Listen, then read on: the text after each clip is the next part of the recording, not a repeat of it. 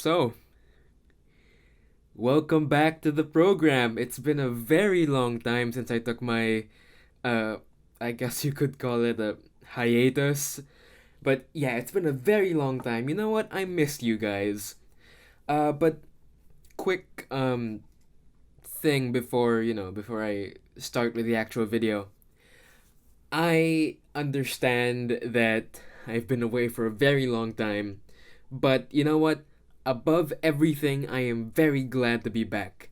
And I was just busy for several months, but yeah, I'm back and I am better than ever.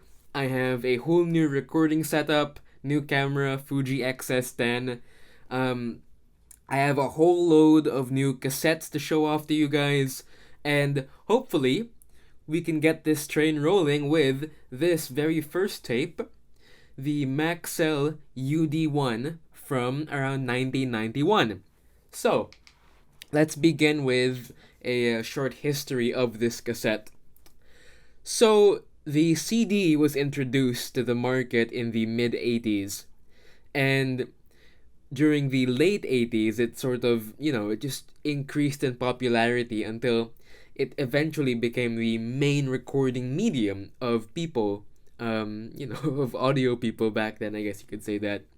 So Maxell was in a bit of a pickle here. Same with, all the other cassette manufacturers. They had to figure out something that could keep the cassette alive and keep these cassettes in production, even though people were gradually, falling in love with the CD. So, they began to create cassettes that were made, quote unquote, for CD, and introducing this Maxell UD1. Now, this was made in, like I said, 1991 or 1990.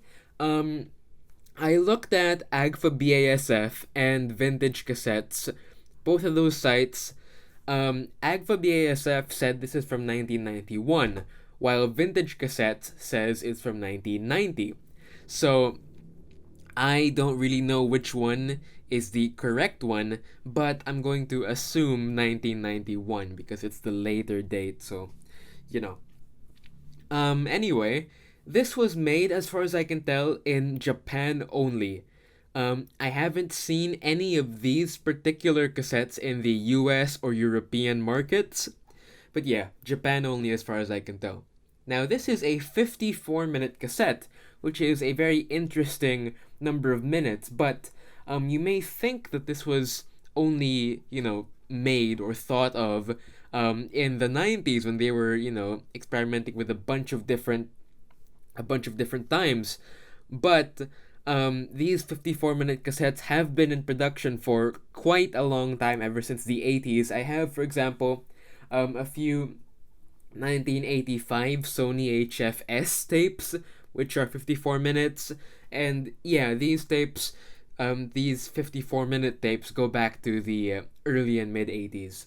So, anyway, let me zoom in here.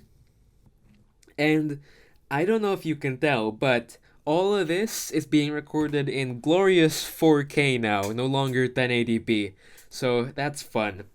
And anyway, here we are with the Japanese 1991 Maxell UD154 with a high resonance absorbing cassette mechanism, extended range, low noise, high output, type 1. It's all just the normal marketing stuff. And I can't really read this properly because of the label, but I have a picture here from Vintage Cassettes, and it says round Q case. So, yeah, that's what it's supposed to be. Round Q case, apparently. And yeah, it's for CD. Now, if you flip it over to the back side, you can see there UD1, position normal type 154, and a bunch of Japanese which I cannot read. If you can read it, go ahead. Now, this is, I quite like how this was made. This is a little way to classify and, to easily classify the tape types. So, In here, the highlighted part is normal type, and of course high is type 2, metal is type 4. And in this case here for the model, it is the UD. So the UR, UD, XL, and XLS, those were all of the models in the type 1 range. Of course, in the type 2 range, there were, the XL2, the UD2, XL2S, etc. And here are all of the times that were available. So you had times as short as 30 minutes and as long as 2 hours. But in this case, I have a 54-minute cassette here. I also have a 50-minute variant of this, which I will bring up now. Here. See, this one's 50 minutes long. But the one we'll be looking at today is 54 minutes long. But yeah. So yeah, again, there are a bunch of Japanese words.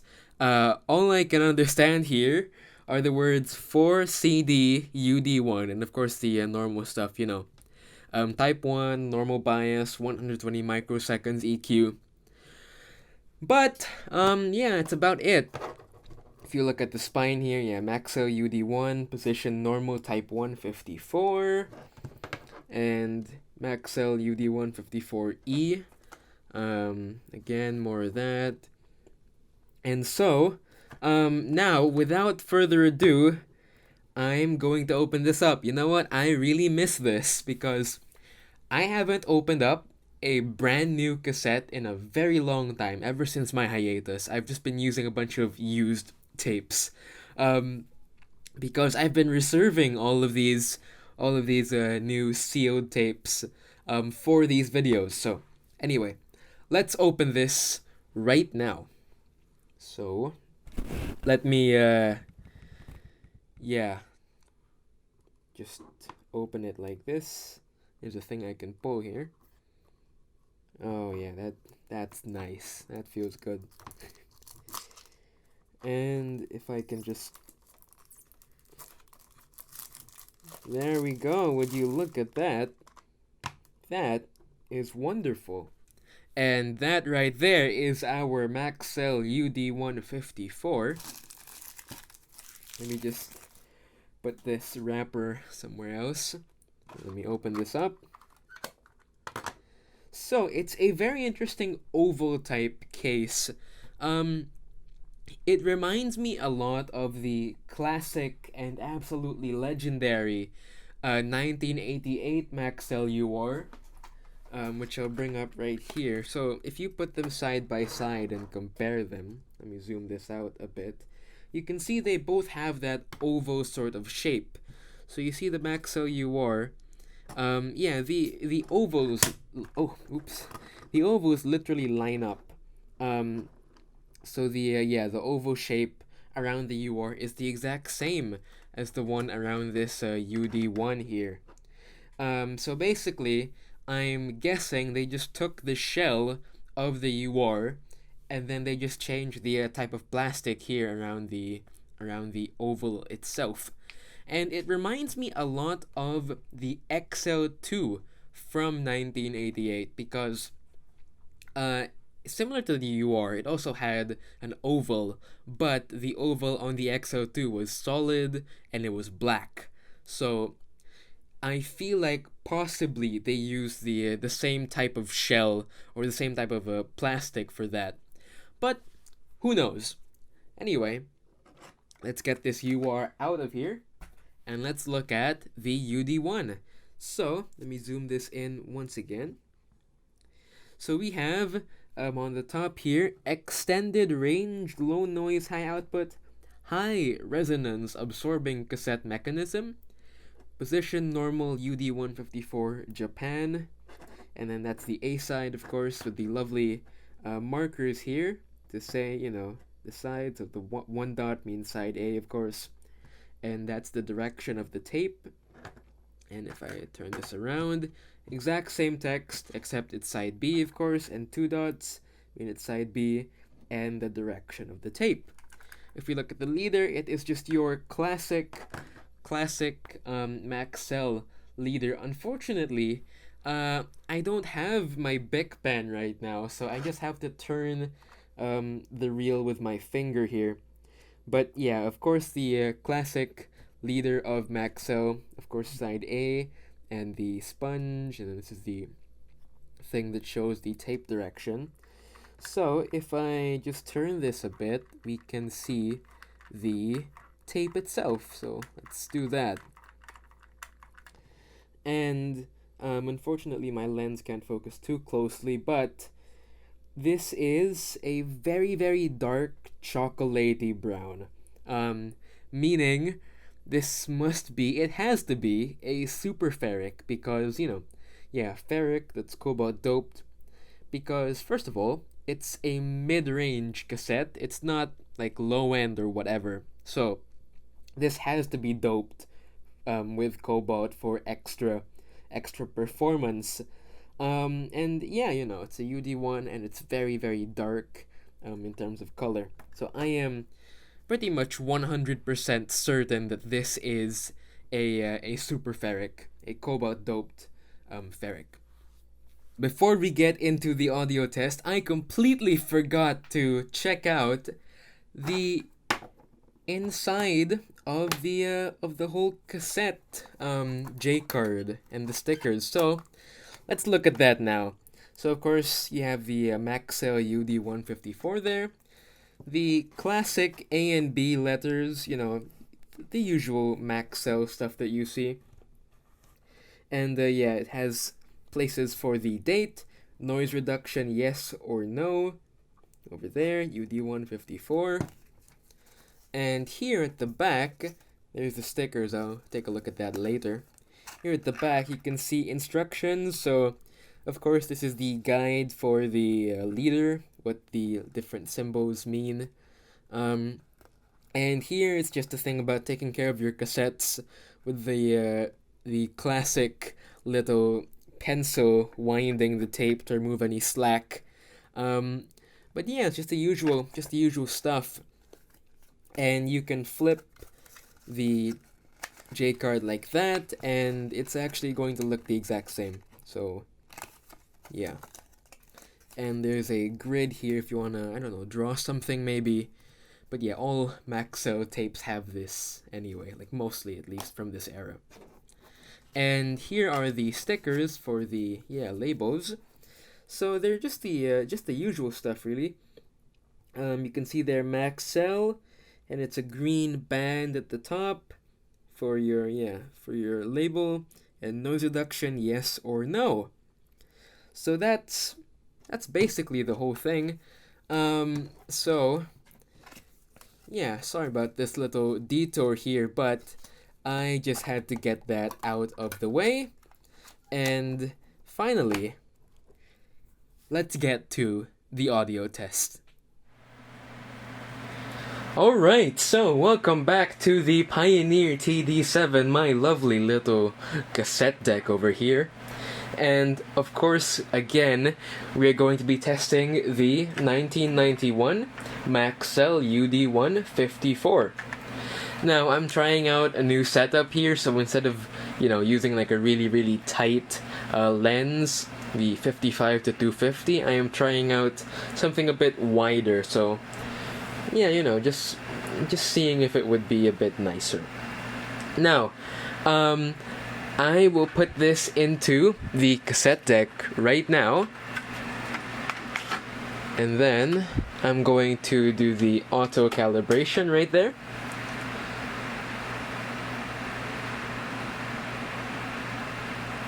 And just give it some time to finish biasing. And once it's done, we can start the recording. Now, I should talk about our track for today. It is called Drop the Tapes by Track Tribe, and it's a very funky, like pop sort of track, and it has lots of high highs and low lows, so I'm hoping that this would be a good test for our tape today. So, now I am going to start recording. Okay, I'm going to switch between the source and the tape, and the text should come up now. So yeah, let us begin.